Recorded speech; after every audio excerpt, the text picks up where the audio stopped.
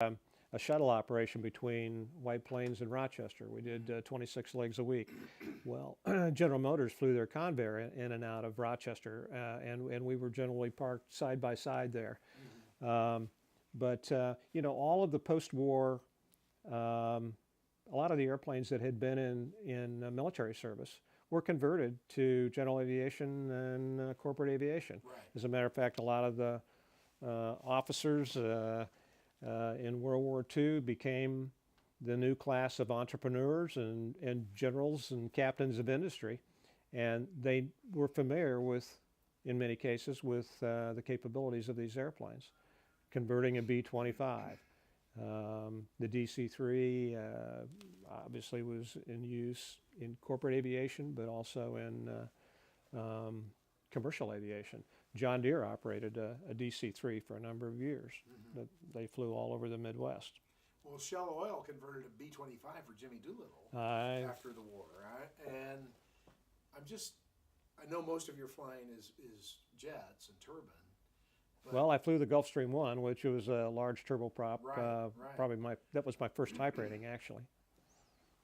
Because I think a lot of people, the perception of corporate aviation is not what it is. It's much more of a practical tool. And so the facility here, if you talk a little bit about the facility that was created to support IMES and the G5. Yeah, our mission really was to have a state-of-the-art facility that could support the Gulfstream and the other jets that were there. And I think at some point the idea was that that facility could be shared, could be a business platform. We had a repair station, a Part 145 repair station, and actually got that repair station, was one of the, I think, the first to be certified under the ISO format in the state of Ohio. But we had one of the something that occurred to me, and this goes back probably 15 years, was that a big challenge was to keep very high quality, knowledgeable, experienced technicians in our maintenance support staffs.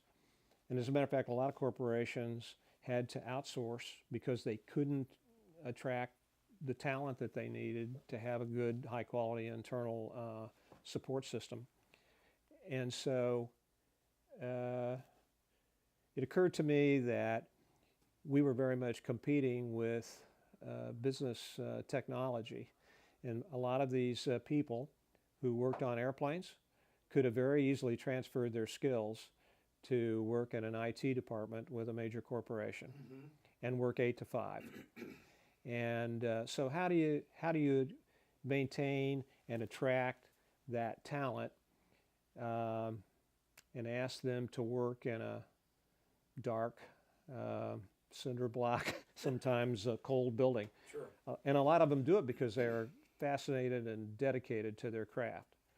But That's really important. our strategy, if you will, was that we thought we could attract the best and the brightest by having a bright work environment, a work environment that was conducive to not just creature comforts, but safety and cleanliness.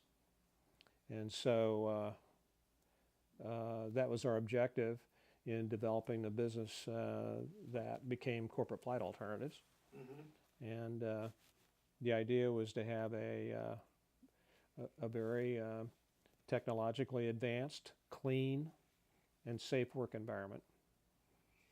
That means everything. Now, I want to